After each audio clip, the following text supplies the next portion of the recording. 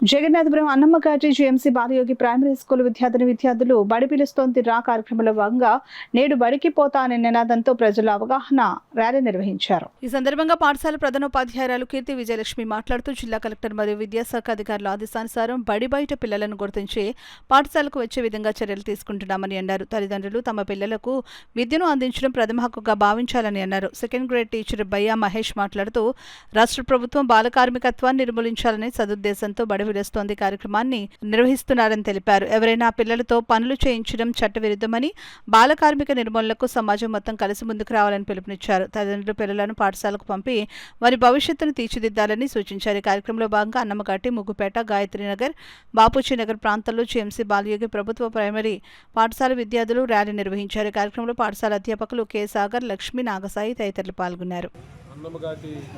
Primary school ముగ్గుపేట ఏరియాలో బడి పిల్లలందరినీ కూడా బడిలోనే ఉండేలాగా ప్రభుత్వం మరి మన ఈ మంత్ అంతా కూడా పిల్లలందరినీ కూడా బడిలో చేర్చాలని పిలుపునివ్వడం జరిగింది.